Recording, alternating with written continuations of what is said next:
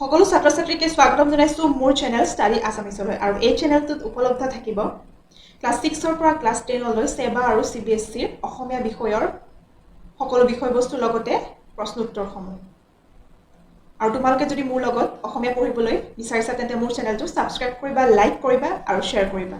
এতিয়া বলা যাওঁ আমি অসমীয়া পঢ়িবলৈ।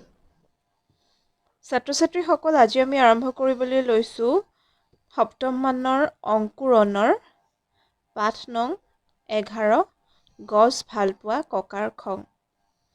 প্ৰশ্ন উত্তৰসমূহ চোৱা। কোৱা আৰু লিখা।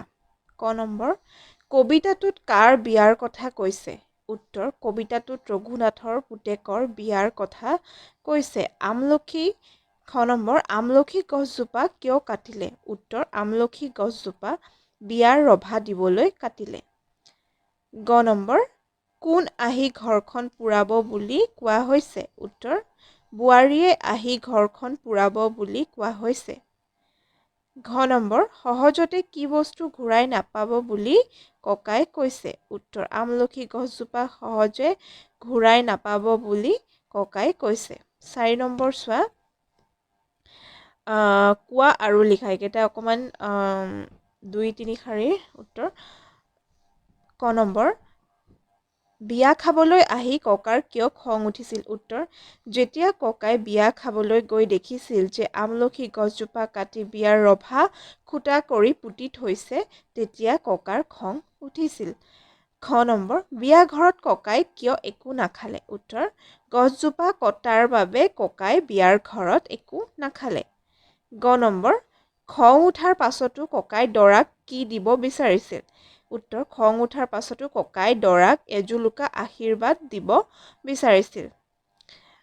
5 নম্বৰ চোৱা। তলৰ কবিতা ফাকি গদ্য ৰূপত লিখা। আলহী অতিথি যাব ৰভা নাইকিয়া হ'ব, বোৱাৰীয়ে ঘৰখন দিবহি পুৰাই। পিছে কোৱাচোন ৰঘুনাথ, আমলখি গছজোপা সহজতে পাবানে ঘূৰাই? উত্তৰ, এই কথাষাৰৰ অৰ্থ হৈছে যেতিয়া বিয়াখন হোৱাৰ পিছত বিয়ালৈ অহা আলহীবিলাক গুচি যাব আৰু ঘৰখন খালী খালী যেন লাগিব, কিন্তু বোৱাৰী আহি ঘৰখন পুৰাই দিব, কিন্তু কটা আমলখি গছজোপা পুনৰ ঘূৰাই পোৱা নাযাব।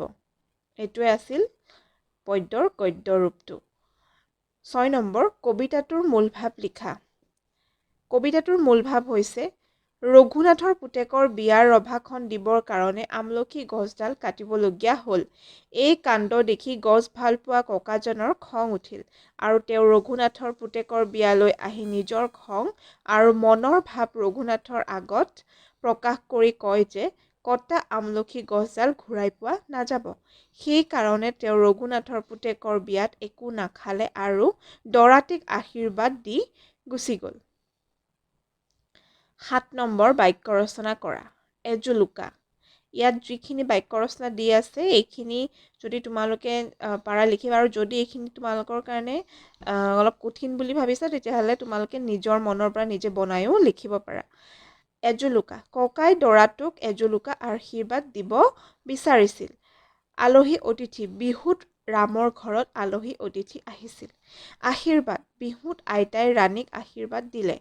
সহজতে। গছ এজোপা কাটিলে সহজতে পোৱা নাযায়। ঘূৰাই। আমাৰ প্ৰয়োজনীয় বস্তুবিলাক হেৰালে সহজতে পুনৰ ঘূৰাই পোৱা নাযায়। ৰভা। ৰহিমে ৰভাখন দিবলৈ নাৰিকল গছজোপা কাটিলে। এতিয়া ক অংশৰ লগত খ অংশ মিলোৱা। ৰভা। কোনো অনুষ্ঠানৰ বাবে অস্থায়ীকৈ নিৰ্মাণ কৰা চালি। দৰা। বৰ। দৰাক কি বুলি কোৱা হয়? বৰ বুলি কোৱা হয়। গছ। বৃক্ষ। ঔষধ, দৰৱ। ছাত্ৰ ছাত্ৰীসকল, গছ ভালপোৱা ককাৰ খং পাঠটি তেনেই চুটি, ইমানতে শেষ। আৰু তোমালোকে যদি মোৰ এই কবিতাটি পঢ়ি বুজি পালা, প্ৰশ্ন উত্তৰসমূহ বুজি পালা, তেতিয়াহ'লে মোৰ চেনেলটো ছাবস্ক্ৰাইব কৰিবা, লাইক কৰিবা আৰু শ্বেয়াৰ কৰিবা। আৰু যিসকলে মোৰ চেনেলটোৰ নতুনকৈ চাইছে তেওঁলোকে ছাবস্ক্ৰাইব কৰিবলৈ নাপাহৰিব, তেতিয়াহে তোমালোকে ইয়াৰ পৰৱৰ্তী ভিডিঅ'সমূহ পাই থাকিবা। আৰু যদি কিবা বুজি নোপোৱা প্ৰশ্ন উত্তৰ আছে তেতিয়াহ'লে তোমালোকে মোক কমেণ্ট বক্সত কমেণ্ট কৰি জনাবা। ধন্যবাদ।